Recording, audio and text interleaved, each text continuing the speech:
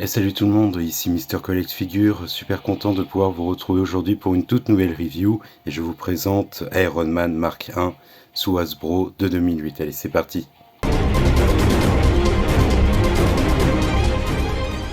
Figurine de Iron Man, on va regarder le packaging de plus près. Donc superbe illustration du personnage, l'intitulé Iron Man. J'aime beaucoup ce packaging avec la ville en arrière-fond. Et aussi les teintes dans le rouge carrosserie avec là les liserés dorés. Donc là la particularité c'est le Launching Flamethrower Blast, donc avec son accessoire l'arme. Donc la toute première armure d'Iron Man qu'il construit dans la grotte afghane. Donc là la première armure Iron Man Mark 1. J'aime beaucoup les emballages des premières figurines d'Iron Man des films qui mettent bien en valeur les figurines. Ici on a l'image du personnage. A noter que je l'ai reçu il y a peu et je pense revenir sur les reviews des Iron Man que j'ai faites déjà et vous présenter toute une gamme à la suite de ma collection. Donc je les ai quasi tous par rapport à ce que nous pouvons voir dans le film.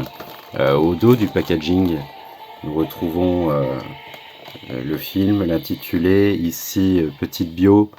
Donc poussé à l'héroïsme par une tragédie personnelle, l'industriel milliardaire Tony Stark décide de changer le monde et devient l'invincible Iron Man. Prisonnier et contraint de fabriquer des armes de pointe pour un groupe rebelle impitoyable, Tony Stark construit cette puissante armure pour s'évader. Les lance-flammes intégrées à ses bras créent un couloir de feu devant lui, repoussant ses agresseurs et éclairant le chemin vers la liberté. Donc petit laïus, superbe image du prototype visuel de la figurine en action. On a tiré vers l'arrière et relâché pour lancer une rafale de lance-flammes. Juste ici le mécanisme. D'autres figurines de la gamme, donc collectionnez tous. On a Iron Monger, première version, avec là le cœur, l'arc réacteur rouge, Iron Man Mark III. Et Tony Stark Iron Man prototype, ainsi que le site de Hasbro de l'époque, Hasbro et Marvel. Donc superbe blister, nous allons le déballer de suite, je vais vous montrer plus en détail la figurine. Allez, c'est parti. Avant de parler de la figurine, j'aimerais vous montrer le blister. En fait, l'arrière, c'est l'arc réacteur d'Iron Man, donc je trouve ça génial, avec des petits détails aussi que nous pouvons constater de l'intérieur de l'armure. Détails bleus de mécanismes et de numéros. Donc j'aime beaucoup cette petite touche apportée. Donc la figurine, voici ce qu'elle donne de face. De profil. Donc il a une sacrée carrure. De dos.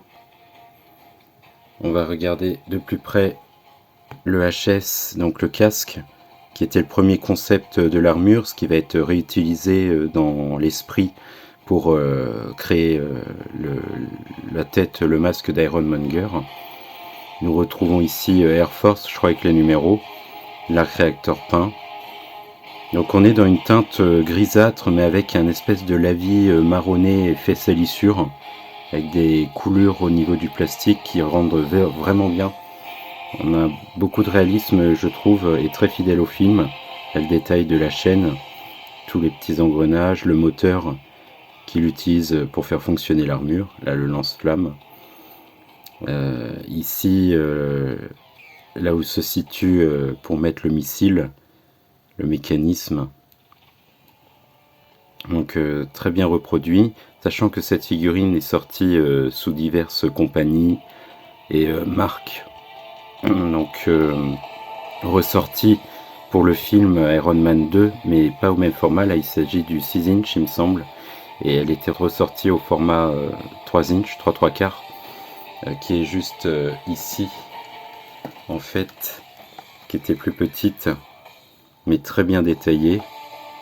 Donc c'est génial d'avoir différentes tailles également, pour pouvoir collectionner. Ça c'est vraiment la convenance des collectionneurs, soit vouloir les deux, ou alors en choisir un. Au niveau des articulations, les bras peuvent aller en haut, jusqu'à ceci, à cet emplacement là. On a une rotation complète au niveau de l'épaule.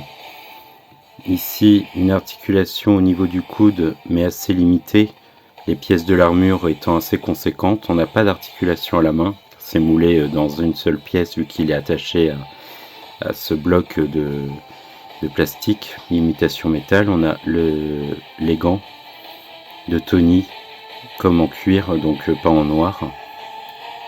Donc une rotation également au niveau du dessous du coude. Là, j'ai une articulation un peu lâche, mais ça va, ça tient. Comme ceci. Donc pas d'articulation là non plus à la main.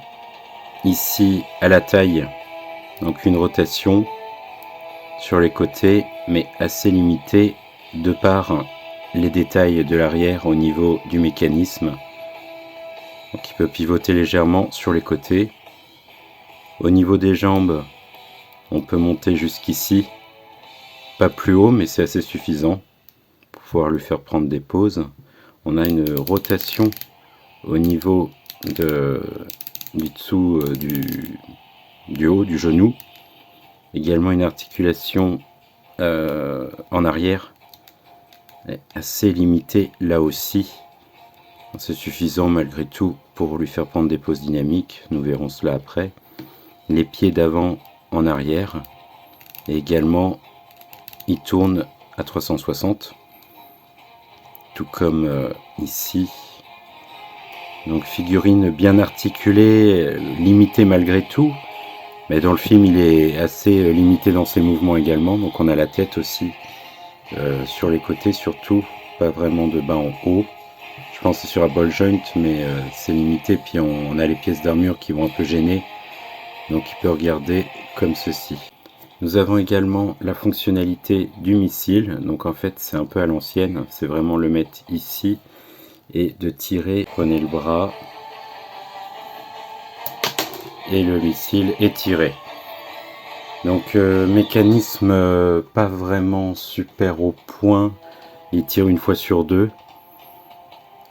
Donc je préfère les mécanismes où on appuie sur le bouton et que ça se lance tout seul.